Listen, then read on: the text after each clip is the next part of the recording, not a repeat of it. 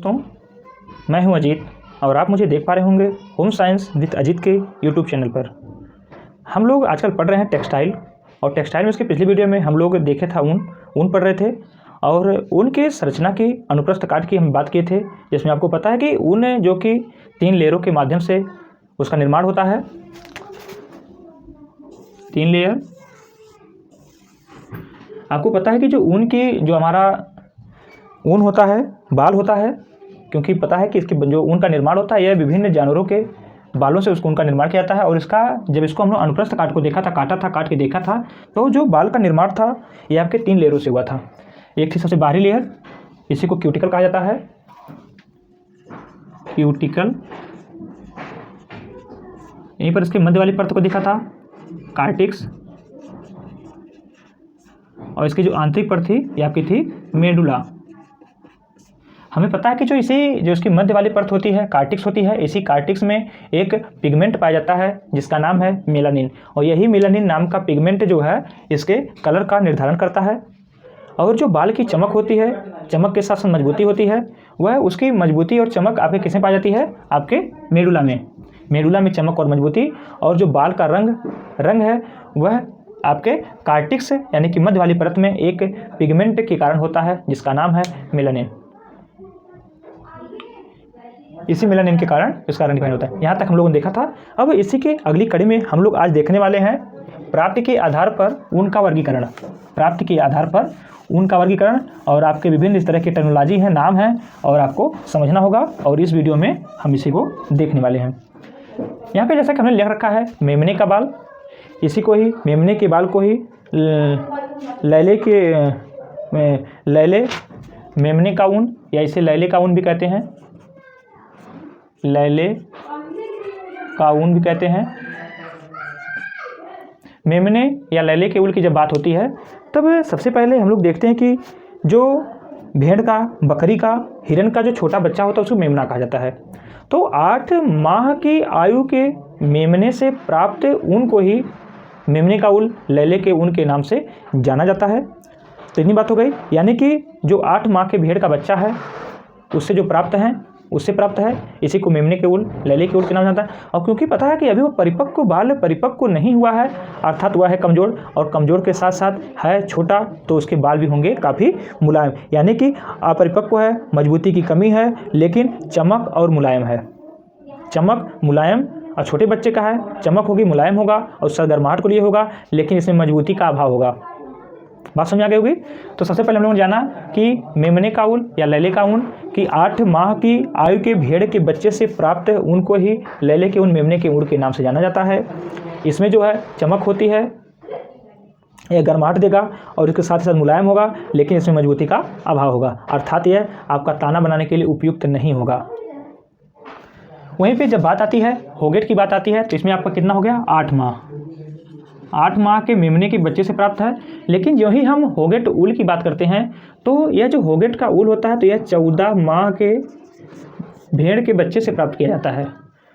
और इसके साथ ही साथ 14 माह का ये, या इसी को हम लोग है 12 से 14 कर लीजिए, 12 से 14 माह के भेड़ के बच्चे से प्राप्त ऊन को ही होगेट ऊन के नाम से जाना जाता है। और यहाँ पे जब 12 से 14 माह का बच्चा हो जाता है तो इसके बाल जो है परिपक्व हो जाते हैं, अर्थात जो उसके बाल होंगे उसमें भी आपको चमक मिलेगी, चमक के साथ साथ मुलायम भी होगा, और मुलायम के साथ साथ ही बाल परिपक्व हो जाते हैं। परिपक्व होने के कारण इसमें जो है काफ़ी मजबूती प्राप्त होती है, अर्थात जो होगेट का ऊल होता है इसे जो है ताना बनाने के लिए उपयुक्त माना जाता है। और होगेट का ऊन क्लास 1 के ऊन में इंगित किया जाता है। और हम आगे देखेंगे कि ऊन का वर्गीकरण, उसमें देखेंगे ऊन को 4 वर्गों में बांटा गया, जो कि आपके टीजीटी 2021 का क्वेश्चन था। ऊन का वर्गीकरण कितने भागों में किया जाता है? तो आपके 4 भाग में। और उसमें जो आपका होगेट का ऊन आता है यह क्लास 1 में रखा जाता है, क्लास 1 में रखा जाता है। और क्लास 1, 2 और 3 इन्हीं 3 वर्गों से ही हमें वस्त्र हम लोग का निर्माण करते हैं, जबकि क्लास 4 से हम लोग वस्त्र का निर्माण नहीं करते हैं। चलिए, होगेट ऊल की बात हो गई। वहीं पे जब हम बिदर ऊल की बात करते हैं तो जब बिदर ऊल की बात होती है तो लेकिन बिदर ऊल जो होता है यह भी 14 माह के आयु के भेड़ के बच्चे से प्राप्त किया जाता है। लेकिन इसके पहले भी जो है, जो 14 माह के आयु का भेड़ का बच्चा है, उस आयु से तो ऊन तो प्राप्त किया जाता है, लेकिन उसके पहले भी उसके बाल की कटिंग हो चुकी होती है। यानी कि जो आपका विदर ऊन होता है, विदर ऊल हुआ करता है, यह जो भेड़ होती है 14 माह के आयु से प्राप्त ऊन को विदर ऊल कहते हैं। लेकिन वह जो बच्चा होता है उसका जो एक बार बाल 8 माह की आयु में उतारा हुआ होता है। यानी कि 8 माह की आयु में उससे ऊन प्राप्त कर लिया गया। पुनः जब बच्चे की आयु, उस भेड़ के बच्चे की आयु 14 माह की होती है, पुनः जो है एक बार ऊन उतारा जाता है। लेकिन वह सेकंड बार जब ऊन उतारा जाता है तो उसी को ही विदर ऊल के नाम से जाना जाता है। वहीं पे जब वर्जिन ऊल की बात आती है, जब भेड़ के बच्चे से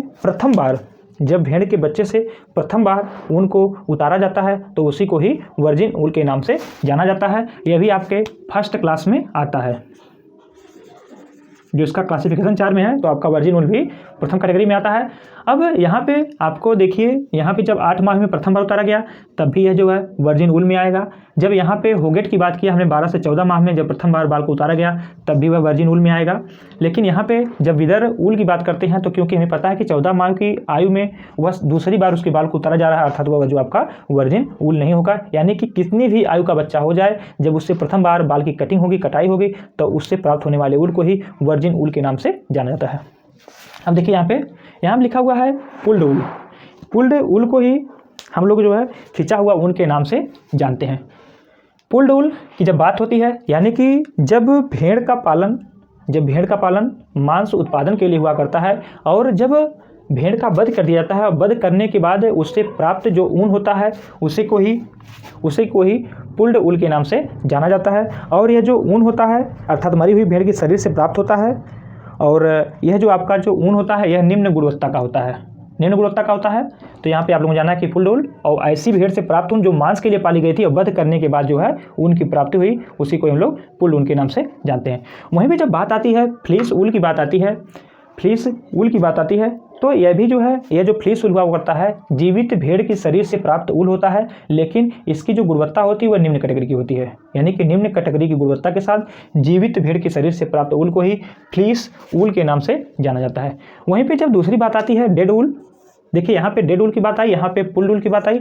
यहाँ पर जो है भेड़ थी वह मांस के लिए पाली गई थी और उसका वध किया गया, यानी उसको मार दिया गया, और पुनः जो ऊँट को उसके जो है बाल को प्राप्त कर लिया गया। लेकिन यहाँ पे जो डेड ऊल है, यानी कि दुर्घटना से मृत भेड़ के शरीर से प्राप्त ऊल को ही डेड ऊल कहते हैं। दुर्घटना से मृत भेड़ की शरीर से प्राप्त ऊल डेड ऊल है, और यहाँ पर जो है मांस के लिए पाली हुई भेड़ की शरीर से वध करने के बाद प्राप्त ऊल को ही पुल्ड ऊल के नाम से जाना जाता है। वहीं पर अगला जो टर्म आता है काटी ऊल का आता है। काटी ऊल की बात करें तो असमान जलवायु में पाली हुई भेड़ से प्राप्त ऊल को ही काटी ऊल के नाम से जाना जाता है। असमान जलवायु, यानी कि जिस भेड़ की जलवायु आपकी जम्मू कश्मीर में है, उस भेड़ को उत्तर प्रदेश में पाला जाए तो आपको पता है जो किसी तरह से अपने जीवन यापन कर पा रही, लेकिन जो उससे प्राप्त होने वाले बाल हैं जिसके लिए हमने उसका पालन किया है वो उस कैटेगरी का नहीं होगा, और उसका विकास भी उस तरह से नहीं होगा।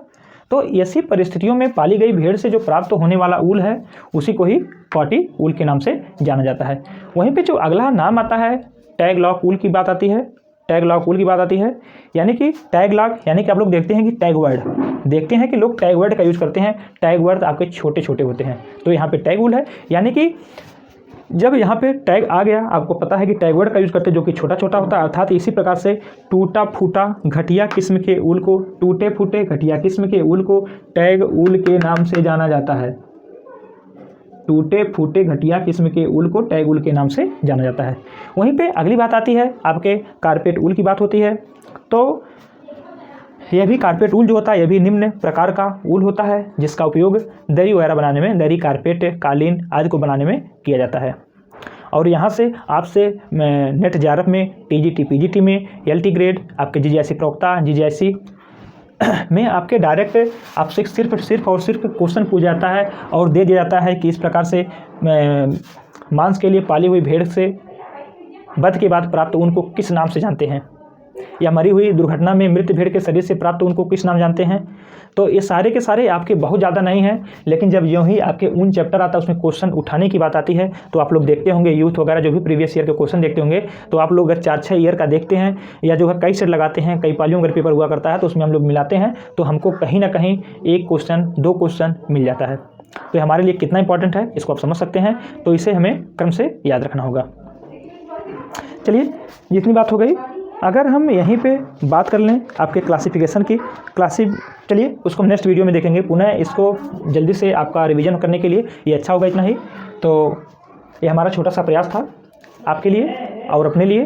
तो यदि आया हो पसंद तो कर दीजिए लाइक, और पहली बार विजिट किए हों तो चैनल को कर दीजिए सब्सक्राइब, और छोड़िए एक प्यारा सा कमेंट जिससे हम आपके लिए वीडियो लाते रहें। धन्यवाद।